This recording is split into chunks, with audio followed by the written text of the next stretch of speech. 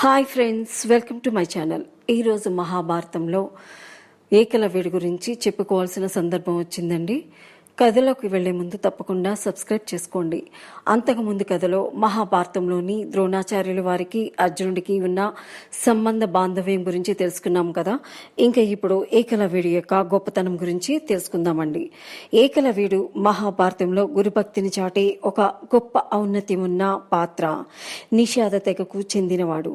తక్కువ కులానికి చెందినవాడైన ద్రోణాచార్యుని గురుకులంలో విలువిద్యను అభ్యసించాలని కోరికతో ఉండేవాడు. ద్రోణుడు తిరస్కరించడంతో బంకమట్టితో అతని విగ్రహాన్ని ప్రతిష్ఠించుకొని అధ్యయనం ప్రారంభించాడు. ఎంతో దీక్షతో విలువిద్యను అభ్యసించిన ఏకలవ్యుడు ద్రోణుడికి ప్రియ శిష్యుడు. మేటి విలుకాడైన అర్జునుతో సమానంగా నైపుణ్యాన్ని సాధించగలుగుతాడు. ఒకసారి విలువిద్య సాధనకు అర్జునుడు, ద్రోణుడు ఇతరులు కలిసి అడవికి వేట కుక్కలను తీసుకువెళతారు. అందులోని ఒక కుక్క వేగంగా ఏకలవ్యుడు ఉన్న ప్రదేశానికి వెళుతుంది. కొత్త వేషాధారణతో ఏకలవ్యుడు కనిపించేసరికి కుక్క గట్టిగా అరుస్తుంది. నన్ను చూసి అరుస్తావా అనుకున్న ఏకలవ్యుడు కుక్క నోరు తెరిచి మూయిటికు మధ్య గల సమయంలోనే దాని నోటిలోనికి 7 బాణాలను కొడతాడు. తర్వాత కుక్క అర్జున్కి కనిపిస్తుంది. విషయం విచారించగా ఈ ప్రాంతంలో ఏకలవ్యుడు అనే అతను విలువిద్య నేర్చుకుంటున్నాడని తెలుసుకుంటాడు.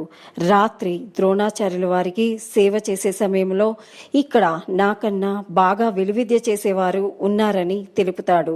తర్వాత రోజు ద్రోణాచార్యులు ఏకలవ్యుడిని చూడటానికి అతని వద్దకు వెళతారు. ఏకలవ్యుడు తన గురువుకు ఘనంగా స్వాగతం తెలుపుతాడు. ఏకలవ్యుడు విలువిద్య చూసి ఎంతో సంతోషిస్తాడు ద్రోణుడు.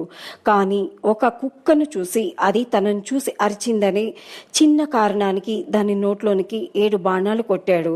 ఇలా కోపాన్ని అదుపులో ఉంచుకోలేని ధర్మం అధర్మం కూడా తెలియకుండా అధర్మం వైపు మొగ్గు చూపే అతని విలువిద్య లోకానికి ప్రజలకు ప్రమాదం ఏర్పడుతుందని, రాబోయే ప్రమాదాలను ముందే నివారించడానికి ఏకలవ్యుడు విలువిద్య ప్రదర్శించే వీలు కాకుండా అతని కుడి చేతి బ్రొటన వేలును గురుదక్షిణగా ఇవ్వమని లోకరక్షణకు కృషి చేస్తాడు ద్రోణుడు.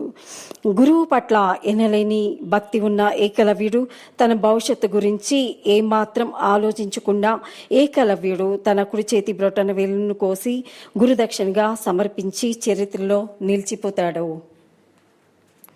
మహాభారతంలోని ఇంకా కథలో ముందుకు వెళ్లే ముందు తప్పకుండా లైక్ చేయండి, షేర్ చేయండి, సబ్స్క్రైబ్ చేయండి. Thank you.